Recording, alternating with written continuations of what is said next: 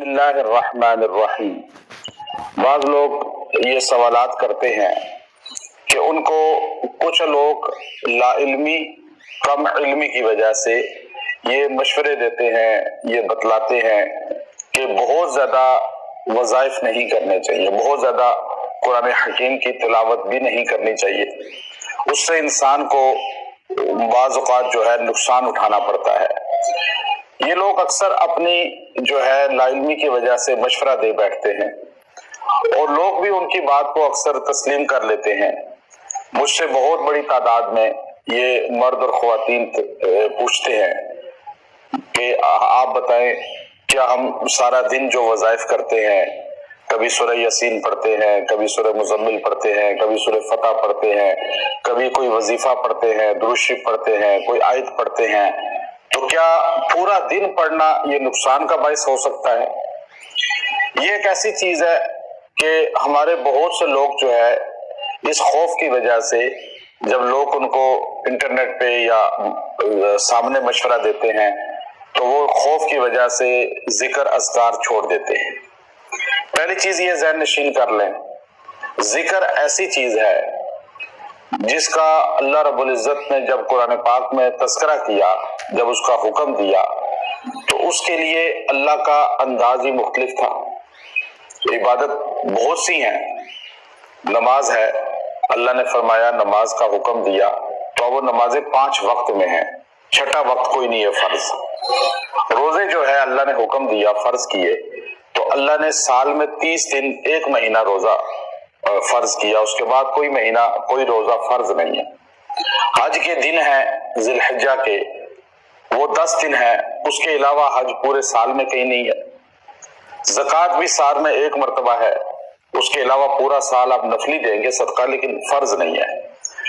اب یہ جتنی بھی اللہ رب العزت نے عبادت کو قرآن حکیم میں احادیث میں بیان کیا تو اس کی لمٹ ہے، لیکن جب ذکر کا اللہ نے ذکر کیا، تذکرہ کیا اور ذکر کی ترغیب دی تو اللہ نے اس کی کوئی حد مقرر نہیں کی، بلکہ اللہ نے خود فرمایا یا ایھا الذین آمنوا اذکروا اللہ ذکرا کثیرا، اے ایمان والو اللہ کو یاد کرو، کتنا؟ کثیرا، بے انتہا، بہت زیادہ۔ کتنا زیادہ؟ 1 منٹ، 10 منٹ، 1 گھنٹہ، 2 گھنٹہ۔ کثیرہ کا لفظ بتاتا ہے، علامہ علوسی رحمۃ اللہ علیہ اپنے تفسیر روح المعانی کے اندر باقاعدہ اس پر بہت زیادہ، چونکہ وہ تفسیر ہے ہی تصوف کے انداز پر، تو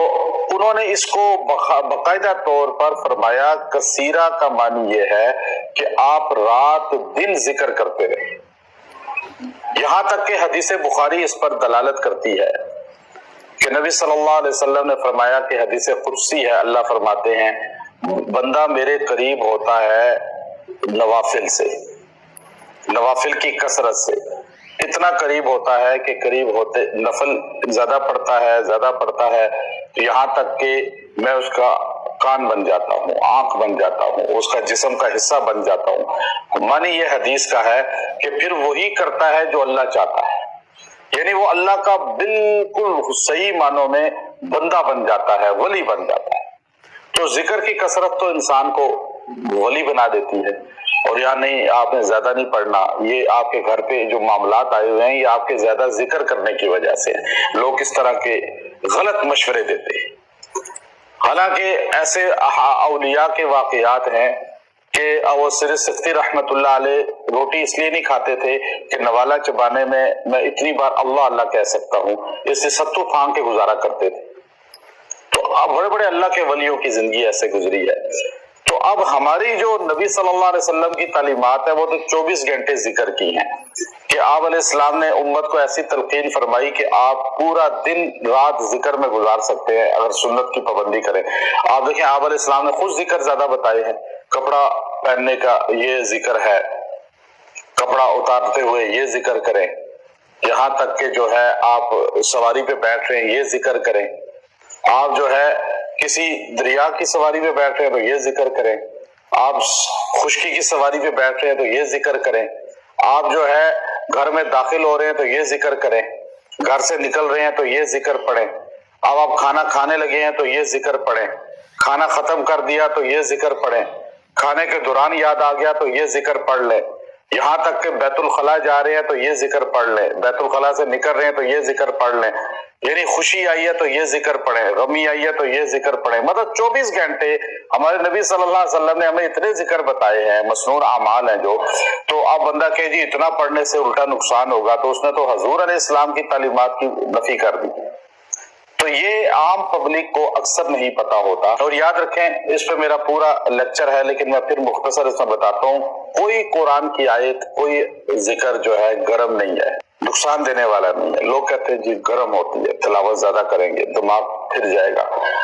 گانا بہت سنتے ہیں، سارا دن رات موبائل پہ لگے رہتے ہیں تو دماغ نہیں پھرتا، قرآن پڑھتے ہوئے ذکر کرتے ہوئے جی دماغ پھر جائے گا، پاگل ہو جائیں گے، ریئیکشن پڑ جائے گا۔ تو آپ موبائل استعمال، لیپ ٹاپ استعمال، کمپیوٹر استعمال کرتے ہوئے اس وقت جب آپ کا اصل من خشیت اللہ پہاڑوں پہ اترتا، ریزہ ریزہ ہو جاتے، اتنے گرم تھا قرآن، لیکن اللہ نے اس کو آسمان دنیا سے قلب محمد صلی اللہ علیہ وسلم پہ اتارا، حضور کے سینے پہ اتارا۔ اگر ڈائریکٹ قرآن زمین پہ اترتا تو قاری قرآن پڑھتا، حافظ قرآن پڑھتا، کوئی عام بندہ قرآن پڑھتا تو منہ میں چھالے نکل آتے،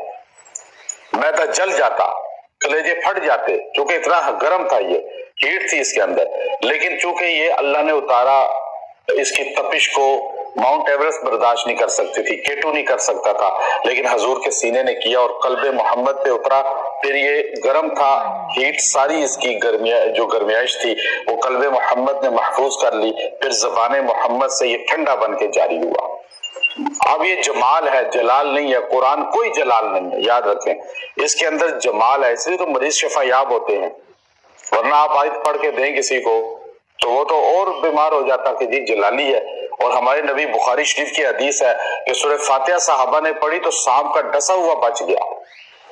تو حضور علیہ السلام خود صحابہ کو، آپ علیہ السلام صحابہ، مسلم شریف کی حدیث، بخاری شریف کی حدیث ایک نہیں بے شمار ہیں۔ سیدہ عائشہ صدیقہ رضی اللہ عنہا فرماتی ہیں ہمارے نبی معوذتین اور دو جو باقی کل ہیں یہ اپنے ہاتھ پہ رات کو لیٹے ہوئے پھونکتے تھے اور پوری باڈی پہ پھیر لیتے تھے، اور جب آخری عمر تھی اور آپ کی حرکت نہیں کر رہے تھے، جب آپ مرض میں تھے، تو میں آپ کو جو ہے آپ کے جو ہے ہاتھوں پر پھونکتی تھی اور آپ ہی کے ہاتھ جو ہے آپ کی باڈی پہ پھیر دیتی تھی،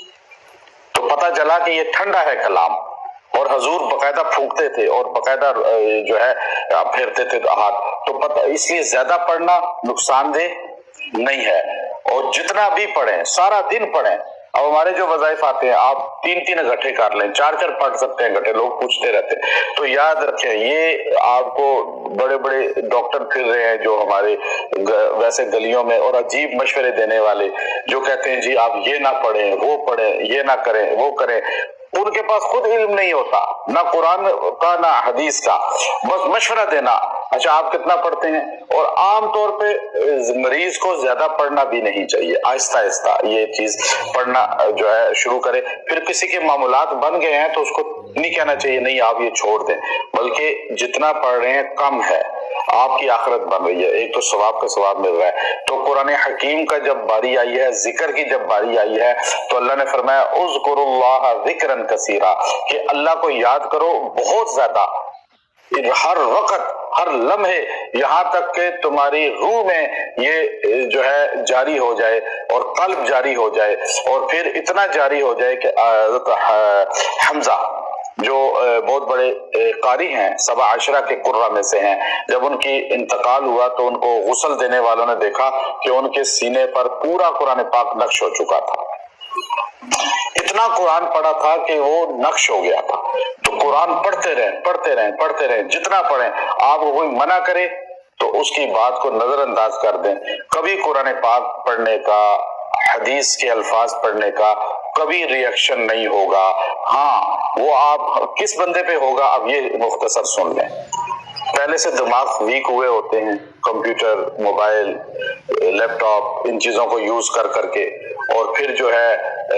سر کو مالش نہیں کرتے، خشک رہتے ہیں، تیل لگانا ہی چھوڑ دیا اس امت نے، اب پہلے مالشیں ہوتی تھی، دماغ تر رہتے تھے۔ اچھا اب آپ کے دماغ خشک ہیں، آپ نے اتنا زیادہ ٹینشنیں ہیں، بیماریاں ہیں، خوراکیں کمزور ہیں، پھر آپ موبائل یہ چیزیں یوز کر رہے ہیں، دماغ کمزور ہو چکے ہیں، پھر آپ تھوڑا سا ہی پڑھتے ہیں تو سر چکراتا ہے، تو آپ کہتے ہیں قرآن کی وجہ سے ہوا۔ نہیں، یہ ان غلطیوں کی وجہ سے ہوا ہے جو آپ پہلے کر چکے ہیں یہ سارے کام، اور اب آپ دماغ کی مالش کریں، ہمارے نبی کی سنت ہے۔ پھر آپ طاقت والی چیزیں کھائیں، بادام کھائیں۔ آپ کمزور چیزیں کھائیں گے تو کمزور ہی ہوں گے، تو پھر کہیں گے نہیں قرآن پڑھنے سے میرا دماغ ہل گیا۔ نہیں، قرآن پڑھنے سے نہیں ہلا، آپ کا دماغ ویک ہے، آپ مالش کریں، بالکل ٹھیک ہو جائیں گے انشاءاللہ۔ وآخر دعوانا الحمدللہ رب العالمین۔